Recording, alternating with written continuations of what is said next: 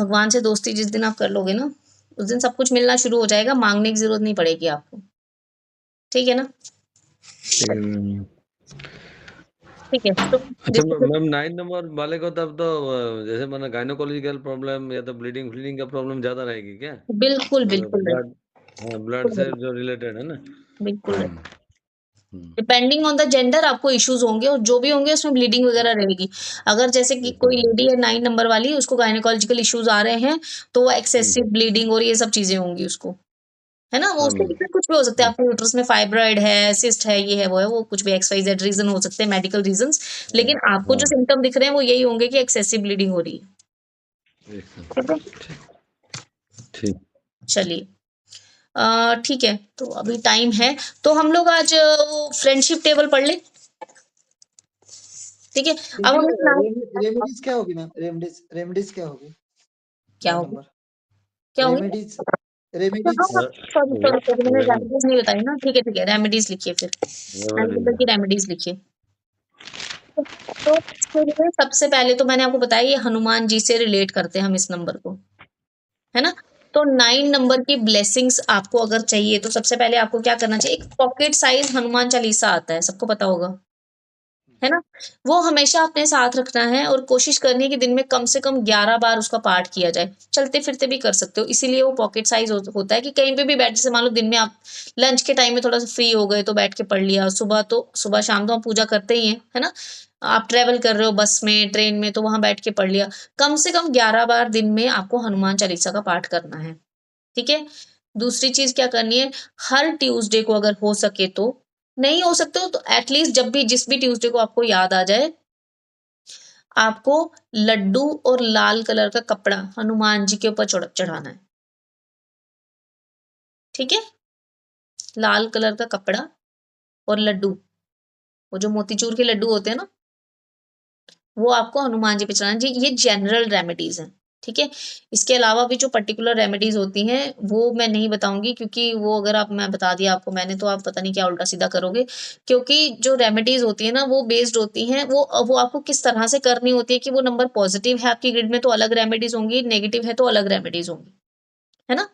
तो जैसे आप रील्स देखते हो ना, कि वाइफ को सोना पहना दो तो 6 नंबर स्ट्रांग हो जाएगा। अब मान लो आपकी ग्रिड में 6 नंबर ही नेगेटिव है, आपने उस नेगेटिविटी को और ज़्यादा स्ट्रॉन्ग कर दिया, क्या वो आपके लिए फ़ायदा करेगी? नहीं ना? तो किसी नंबर को स्ट्रॉन्ग करने से पहले हमें ये देखना है कि क्या ये नंबर को हम पॉज़िटिव नंबर को स्ट्रॉन्ग कर रहे हैं या नेगेटिव को स्ट्रॉन्ग कर रहे हैं, ठीक है ना? राइट? तो वो चीज़ पहले हम सीखेंगे कि आपकी ग्रिड में पॉज़िटिव और नेगेटिव कैसे देखते हैं, उसके बाद फिर अगली रेमेडीज़ बताऊँगी मैं, राइट? ठीक है? रेड कलर नहीं ये नहीं बताऊँगी, छोड़ो। चलो जितनी रेमेडीज़ अभी आपको 2 बताई हैं, बस वही बोल चीज़ें दो मैं मैम, बोल दो वो भी अरे नहीं, नहीं, remedies can be very dangerous if not done properly. They can be very dangerous. आप इनको अच्छा ऐसा मत समझिए कि कहीं से सुन लिया और कर लिया और हमें फल मिल जाएगा। इट ठीक डज़न्ट ठीक। Happen that way. ठीक है ना? नहीं वो होता। मैम नेगेटिव पॉजिटिव समझने के लिए कि ग्रिड ग्रिड का बात बोल रहे थे आप, क्या अभी वो कैसे करेंगे, अभी समझेंगे? करेंगे। अब इसको ग्रिड को अच्छा सीखेंगे, ठीक पहले बेसिक सीख रहे हैं हम। ठीक है? ग्रिड तक तो ठीक। बाद में जाएँगे।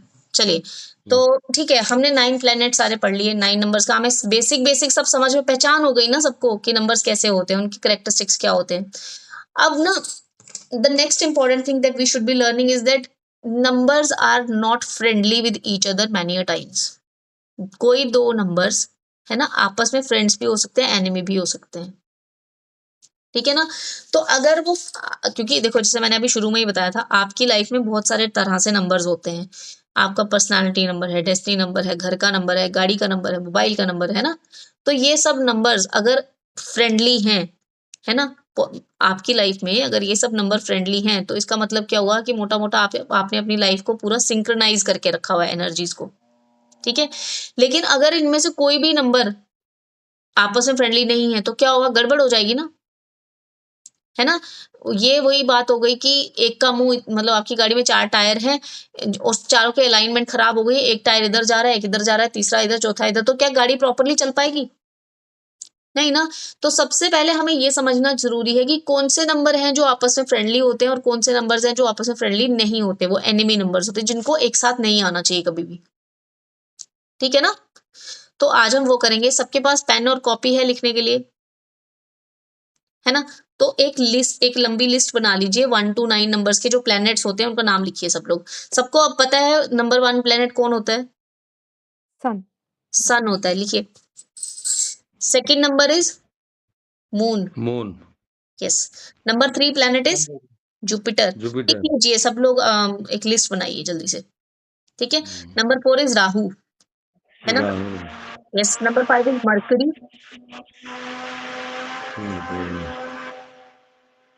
इसका माइक ऑन है, पार्था जी प्लीज अपना माइक ऑफ कर लीजिए, thank you. Number 6 is Venus. Number 7 is Ketu. Number 8 is Saturn and number 10 is Mars, ठीक है। नंबर तो आपने सबने नंबर्स लिख लिए, इनके नाम भी लिख लिए। अब ना इनके सामने आप एक चीज और साथ में एडजेसेंट आप लिस्ट बनाएंगे। नंबर 1 को जो डिपिक्ट करता है दैट इज किंग, उनके साथ लिखिए किंग, ब्रैकेट में लिख लीजिए किंग। नंबर 2 में लिखिए queen.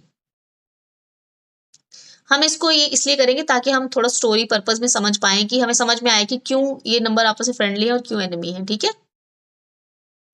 Number 4 is a rebel. Rebel कौन होता है? 3 मैम, नंबर 3 तो पहले होगा ना। अच्छा, number 3 is a teacher. Teacher. Yes. Number 4 is a rebel, ठीक है। रिबेल समझते हैं ना सब कौन होता है? हाँ। नंबर बच्चा क्या? 5, हाँ जी। रिबल मतलब क्या? छोटा बच्चा? अरे नहीं, रिबेल का मतलब होता है जो क्रांतिकारी किस्म के जो लोग होते हैं, जिसको बोला जाता है बागी बागी।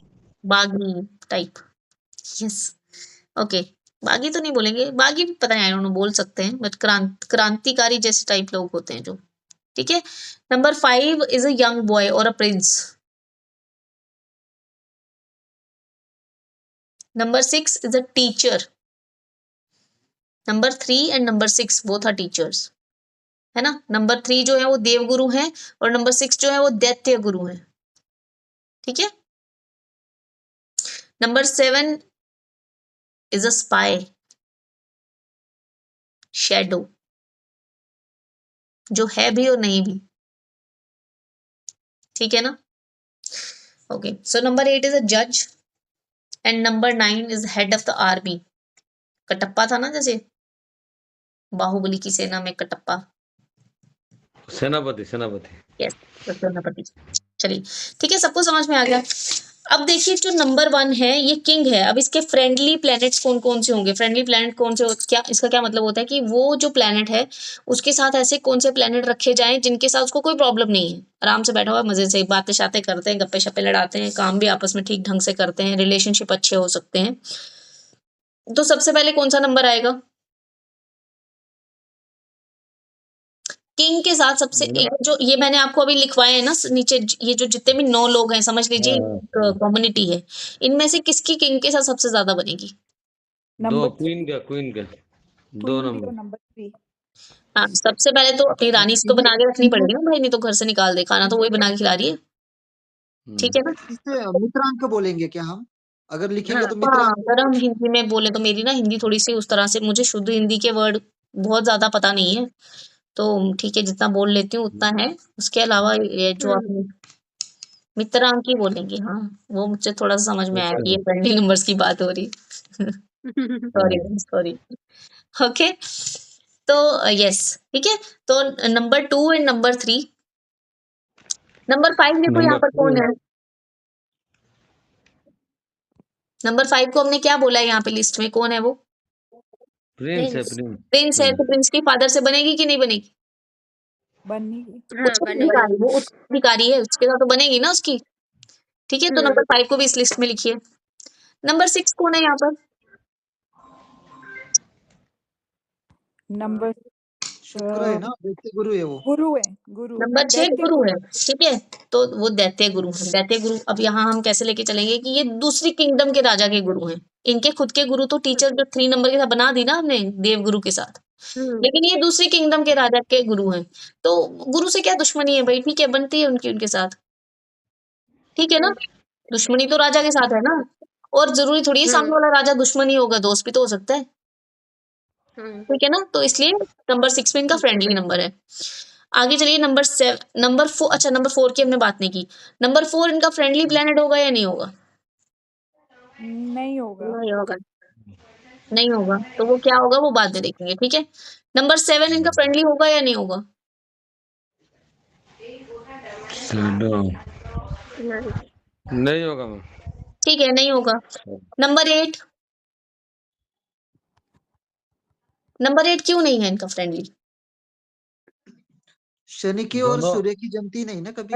यस एग्जैक्टली, तो इसलिए number 8 is not a friendly planet here, ठीक है। ये इसकी बात नहीं है। अदरवाइज भी अगर हम लोग अपने स्क्रिप्चर्स में देखें तो सूर्य और शनि की आपस में नहीं बनती है, उसके पीछे एक कहानी है, वो मैं बाद में बताऊंगी, अभी बहुत लंबा टाइम निकल जाएगा। सुन, वो कहानी भी मुझे लगता है मोस्टली आपको पता होगी, आप जानते भी होंगे शायद उसके बारे में, फ्रेंडली होगा। ठीक है। अब नंबर 9 जो है, this is head of the army, इसकी बनती है 9 1 के साथ।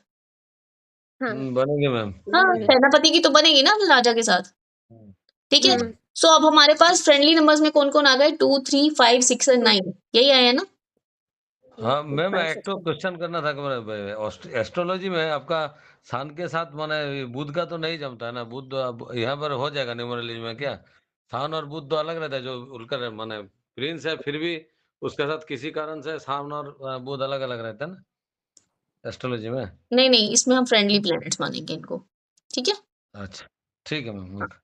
ठीक है, अब पीछे मैम बचा number 1, number 1 is again a king. Ma'am हाँ मैम हम्म, मैम अभी 1 नंबर सूर्य है और 9 नंबर मंगल है। ओके, तो थोड़ा सा दोनों ही मतलब बोलते कि हार्ड है कि हाँ हाँ, जैसे हम बोलते कि एक मैन में 2 तलवार नहीं बैठती, तो यस, दोनों की सब्जेक्ट एक ही है ना, दोनों क्योंकि हम वो हमें कभी एक कुतुब में भी तलवार, हो सकती है ना इसमें। तो हमें एक म्यान में यहाँ पे 2 तलवारें थोड़ी बिठानी है।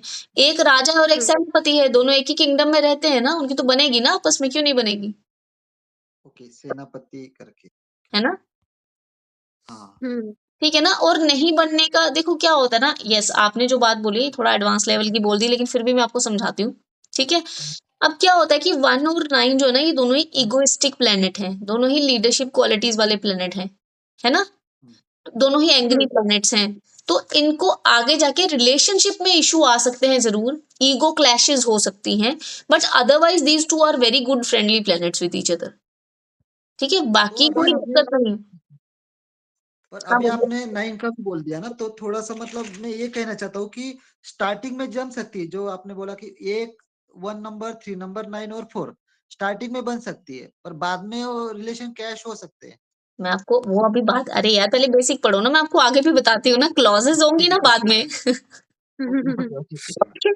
अभी पहले यहाँ तक पढ़ो ना, ओके, ठीक है। तो so these are friendly planets. Friendly planet का मतलब होता है जो, देखो फ्रेंड्स कौन होते हैं? जो एक जैसा सोच रखते हैं, है ना, जिनकी सबकी एक बात पे क्या बोलते हैं उसको, मतलब एक जमती। कॉमन टर्म्स पे एग्री करते हैं जो लोग, उस उन्हीं को फ्रेंड्स हम्म, बोलेंगे ना हम, ठीक है ना। तो दीज आर फ्रेंडली प्लेनेट। अब इसमें एनिमी प्लेनेट कौन सा निकला है सब में? 8 का नाम लिया था ना आपने, तो 8 is the enemy planet for number 1, ठीक है।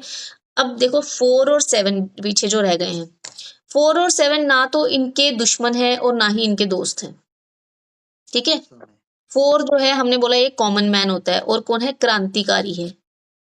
क्रांतिकारी कौन होता है? एक राजा का राज्य है, ठीक है। वहां पर बहुत सारे लोग हैं जो इस राजा को पसंद करते हैं। अब ये एक बंदा, जैसे हम, चलो मैं आपको लेटेस्ट एग्जांपल देती हूँ, ठीक है। तो आजकल क्या हो रहा है, 3rd टर्म चल रही है मोदी जी की, है ना, ध्यान से सुनना सब लोग। 3rd टर्म चल रही है ना नरेंद्र मोदी जी की, जो हमारे प्राइम मिनिस्टर हैं, है ना। अब 3rd टर्म में बहुत सारे लोग ऐसे हैं जिन्होंने मोदी जी के खिलाफ बोलना शुरू कर दिया है। आपने देखा है उनकी थोड़ी पॉपुलैरिटी कम हो रही है आजकल, जब से इंडिया पाकिस्तान की वॉर हुई है, ये सब लोगों ने नोटिस किया होगा, है ना। अब कौन लोग हैं जो इनके बारे में ऐसे बोल रहे हैं कि भाई इन्होंने ये तो नहीं किया, इन्होंने वो, तो ठीक है यार बहुत अच्छे काम भी किए होंगे, लेकिन कुछ काम इन्होंने खराब भी कर दिए। कौन? जिनकी सोच क्रांतिकारी है, हमें क्रांति चाहिए। अब 2 टर्म्स इनकी हो गई, अब ये 10 साल हो गए, अब 12-13 साल हो गए इस इंसान को, भाई अभी change is required in the country, ठीक है। चेंज क्या होती है? क्रांति लाई जाए, कुछ नया किया जाए। क्या ऐसे लोग राजा को पसंद आएंगे? नहीं आएंगे। लेकिन क्या राजा इन क्रांतिकारियों को सीधे जाके चुप करवा सकता है? प्राइम मिनिस्टर मोदी सीधे जाके इन लोगों को बोल सकते हैं तुम मेरे बारे में ऐसे क्यों बोल रहे हो? तो राजा को इनके साथ कैसा रिलेशन रखना पड़ेगा? डिप्लोमेटिक, है ना। अब जो नरेंद्र मोदी हैं, हम लोग जनता है ना, हम ही बोल रहे हैं ना, जनता ही बोल रही है ना कि नरेंद्र मोदी ये फलानी फलानी जगह पे यार गलत हो रहे हैं यार, हमें पसंद नहीं आ रहा। क्या हमें वो सीधा आगे बोल सकते हैं तुम कौन हो मेरे बारे में ऐसे बोलने वाले, इसको उठा के जेल में डाल दो, ऐसा हो सकता है? हम तो जनता है, हमारा संविधान हमें ये वो देता है कि हम कुछ भी बोल सकते हैं अबाउट द रूलिंग पार्टी, है ना। हम जाके उनको क्रिटिसाइज कर सकते हैं। अब जिसको हम क्रिटिसाइज कर रहे हैं वो इंसान क्या हमें पसंद करता होगा? नहीं करता होगा। लेकिन क्या सामने मुंह पे बोलेगा कि ये मुझे पसंद नहीं है क्योंकि ये लोग मुझे क्रिटिसाइज कर रहे हैं? उसके तो वोट बैंक और गिर जाएगा ना। तो इसलिए उसको हमारे साथ कैसा रिलेशनशिप रखना पड़ेगा? न्यूट्रल, है ना। ना तो हम उसके दोस्त होंगे ना हम उसके दुश्मन हैं। हम दुश्मन भी तो नहीं है नरेंद्र मोदी के। If we are criticising him, are we enemies? No, हमारी कोई दुश्मनी थोड़ी है उनके साथ। एग्जाम्पल दे रही हूँ, ठीक है। तो इसलिए ये जो 4 नंबर है ये कौन सी लिस्ट में आएगा? न्यूट्रल नंबर्स हैं ये। 4 के साथ 1 के साथ 4 इज न्यूट्रल, ठीक है। तो अगर दूसरी तरह से भी समझा जाए तो जो जो राजा, ये कॉमन मैन, मैंने क्या बोला था, he is a common man who wants to be a king. ये बहुत तेज दिमाग वाला है, तो ये थोड़ा टेढ़े किस्म का इंसान है। तो राजा क्या बोलते हैं कि इस इंसान से मुझे काम भी पड़ते हैं, लेकिन इसको ज्यादा नजदीक भी नहीं अपने आने दे सकता क्योंकि पता नहीं कब तख्ता पलट कर देगा। कुछ तो षड्यंत्र, इसको ज्यादा करीब लेकर आऊंगा तो कुछ तो ऐसा करेगा कि मुझे उतार के खुद गद्दी पे आ जाएगा। तो ये चाहिए भी है मुझे, मैं इसको छोड़ भी नहीं सकता हूँ, ठीक है। और मतलब इस तरह से हमारा रिलेशन जो है वो न्यूट्रल रहेगा, जितना काम है उतनी बात करेंगे बस, है ना। अब बचा नंबर 7। नंबर 7 कौन है? स्पाई। छाया क्या होती है? शैडो क्या होती है? ये राजा का स्पाई है, अंडर कवर एजेंट है। सबके साथ देखो, आपने भी देखा ना, जो रॉ के एजेंट्स होते हैं जो पाकिस्तान में पकड़े जाते हैं, उनको ये बोल के भेजा जाता है कि वहां पर अगर तुम पकड़े गए तो बोलना कि we don't belong to India, है ना। और अगर वो लोग क्लेम करते हैं, पाकिस्तान वाले, इंडियन गवर्नमेंट, तुम्हारे लोग हमने पकड़े, तो इंडिया वाले क्या बोल देते हैं? हम तो इनको जानते भी नहीं है। ये एक एग्रीमेंट होता है कि सरकार बोलेगी मैं इस इंसान को जानता भी नहीं, और वो इंसान बोलेगा आई एम नॉट इंडियन, है ना। तो क्या हो गया? हम इनको दुश्मन भी नहीं बोल सकते सीधा, दोस्त भी नहीं बोल। दुश्मन हम क्यों नहीं बोल सकते? क्योंकि हमें पता है ना ये हमारे लोग हैं। लेकिन हम इनको दोस्त भी नहीं बोल सकते क्योंकि हमने दोस्त बोला तो हम फंस जाएंगे, है ना। इंटरनेशनल लेवल पे इंडिया फंस जाएगा ना। देखो ये वहां पे स्पाइस भेजता है, हम नहीं मान सकते ना ये कि ये लोग हमने भेजे हुए हैं, ठीक है ना। तो इसलिए नंबर 7 के साथ भी राजा का रिलेशन कैसा होगा? न्यूट्रल, ठीक है। जैसे कोई लड़का है, मान लो उसकी शादी से पहले कोई गर्लफ्रेंड थी, अब उसकी शादी किसी और के साथ हो गई, और वो गर्लफ्रेंड शादी के बाद उसके सामने आ गई। अब ना वो बेचारा हंस सकता है ना रो सकता है, क्या करेगा बताओ? है ना। अब वो सामने खड़ी है, वो पूछ रही है हाय कैसे हो, शादी हो गई तुम्हारी? हाँ। बोलेगा हाँ ठीक है। वाइफ पूछे ये कौन है? बोले हाँ मेरे साथ पढ़ती थी कोई कॉलेज में। अब सीधा कैसे बोलेगी मेरी गर्लफ्रेंड थी? तो वो एक न्यूट्रल तरीके से बात करनी पड़ेगी ना उसको। खुश भी नहीं हो सकता यार पुरानी गर्लफ्रेंड मिल गई, आज बड़ी खुशी हो रही है, ये भी नहीं बोल सकता, है ना। और दुखी भी नहीं हो सकता, हाय मेरी इससे शादी क्यों नहीं। वाइफ घर जाके खाना नहीं खिलाएगी, बोलेगी जाओ उसी के पास फिर। तो उसको एक न्यूट्रल तरीके से उसको हैंडल करना पड़ेगा। बोले हाँ यार थी, कोई कॉलेज में पढ़ती थी मेरे साथ, अच्छी दोस्त थी मेरी बस, ठीक है ना। So this is called neutral relationship.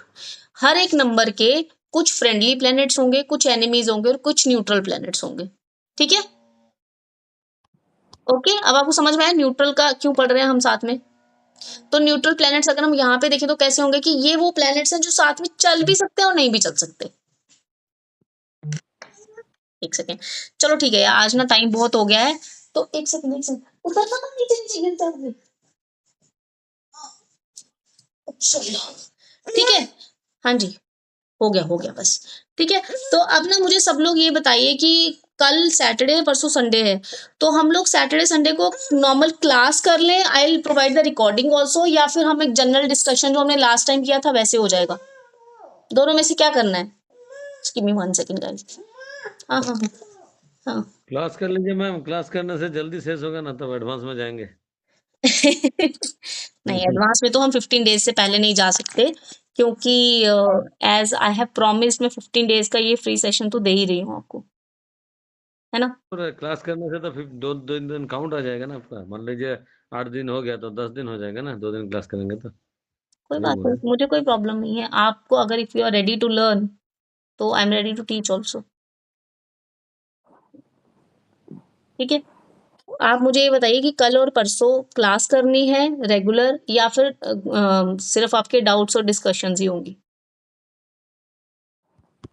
Ma'am discussion किया तो क्या होता है कि मतलब मुझे ऐसा लग रहा है क्योंकि हम न्यू कमर्शियल है, ओके, तो बाकी के लोगों की भी बर्थडे है तो फिर हमें वो भी समझ में आ जाए कि अगर दो जैसे 26 हो गए या 13 हो गए तो एक की क्या है 13 में, एक और 3 की क्या है, तो ये हमें हाँ, समझ में आ जाएगा।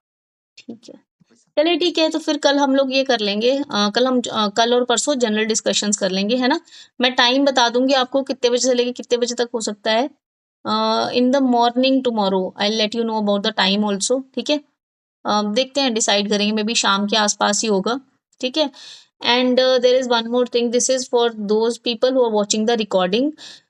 I would love to see all of you in the discussion session tomorrow and day after tomorrow, क्योंकि this is very important. हमने आधा तो हम कोर्स कर चुके हैं ये फंडामेंटल वाला, है ना?